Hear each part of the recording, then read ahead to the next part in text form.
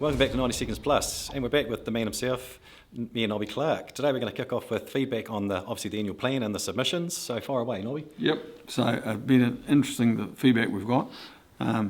General feel I get for most of the submissions is they acknowledge that we have to trim our cloth, I guess, as it were, but they're not happy for us to trim it in certain areas. So we've got quite a lot of feedback on general heritage of buildings. And on the community wellbeing fund that we're looking to trim back for a year or two. So people were really upset about that, I guess. Thought that it was a step in the wrong direction, but they do acknowledge that we need to cut our cloth. We just can't keep going at the rate we're going. So yeah, it was interesting to see the feedback, and we got quite a few. I think we got over 500 submissions, which is probably way more than we would normally get. But it'll be interesting. So in the next month or so, we will make some definitive decisions about the rate increase, which is still very, very political and has opposing views on council, and as I've said before, has a potential to split council. The high end of that is probably about 10.5%, I think, if we don't cut the funding to the stadium and to Great South, and if we leave the toilets open in Wagner Place for a certain period of time. It might only be for 3 or 4 hours a day as opposed to the whole day. That will push up to about 10.5%. The other end of the scale is obviously what I'm promoting, which is 3.9. So it'll be interesting to see where my colleagues go on that debate. You know, services come at a cost. Yeah.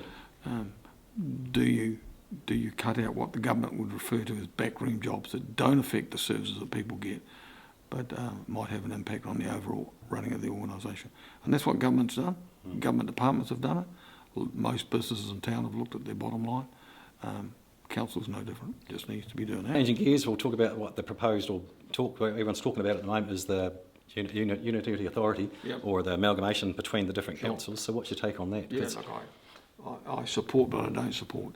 So the Southland district has put up a paper to other councils in the district, us and Gore, and to the Local Government Commission, which is an independent body from central government, but still funded by them.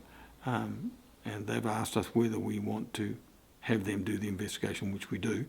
I suspect the city view will be that we don't want two unitary authorities, which is the Southland District and Gore together, with Environment Southland coming into the Southland District umbrella, and Invercargill staying separate. Our view will probably be that we want one unitary authority. We've only got just over 100,000 ratepayers in the population base in the whole of Southland. We don't need two councils, down from 3. We actually need one council. Now people say to me, oh, but the district is too big for one council to get around. Well, that's not true. You could have one mayor, you could have 2 deputy mayors, one for the existing rural area and one for the city, both with equal powers. You could have 2 chief executives, one that focuses on the city and one that focuses on those community boards out and about, including Gore. And then everything below that is one authority. So one reception unit, one comms team, one payroll system, and the list goes on and on and on. So while they say they can save 10 million a year, I doubt that on their structure. But if you got into one unitary authority or one overall council, you could have major. Totally. I think upwards of $20 million saved a year, which is a huge amount to the ratepayers that are sitting in Southland. The other issue is that there's unease in the rural area, from what I get, around them losing their voice, because 60% of Southlanders live in the city, 40% live out in those rural areas, including Gore. But look, everywhere else you go, including places like Australia, you often have a rural area and you have a central city that services that rural area. So if we didn't have an agricultural sector, if it for some reason defaulted on us and we didn't have sheep and beef and dairy operating, I suspect Invercargill would be a ghost town. It would be.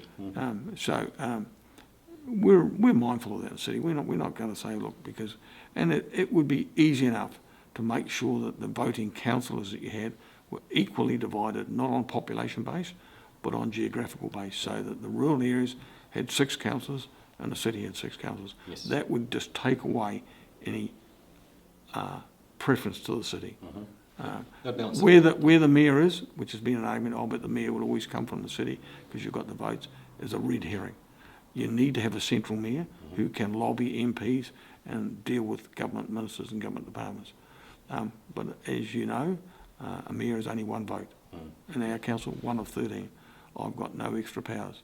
In fact, some say all I do is I'm just ceremonial, which is not true. You do need to negotiate and lead debates. But if your councillors were split equally, then that would get away with the apprehension of we're having our voices lost. Yep. So if you think about going into the Southland district area, where I think they've got about 12 boards at the moment, and you had 6 councillors, for argument's sake, each councillor would be responsible for 2 boards. Yep. And then the deputy mayor would be responsible as well. So you get around those things, because it's a huge area. Yep. The only thing that would be putting me off would be that the whole merger, Invercargill City Council would go from was it a AAA credit rating? AA credit rating to what would happen if we bring Gore in, because they were up their eyeballs in debt, and I don't know what Southland District's like. And yes, they've got shares in Southport, that all could counterbalance, couldn't it? It could be quite good in the end, maybe. Environment Southland has got shares in Southport, so that's the caveat or the balance to the rating.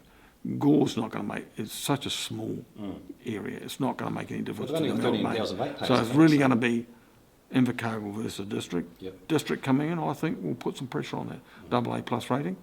But offset against that is the income revenue stream from Southport. So I just don't agree with amalgamating from 3 down to 2. Yeah. Well, 4 if you include the environment south. I think there's too much push from the rural area, if I'm honest, to get rid of Environment Southland and have them absorb, because they are too much focused on environmental rules which don't sit well with some farmers.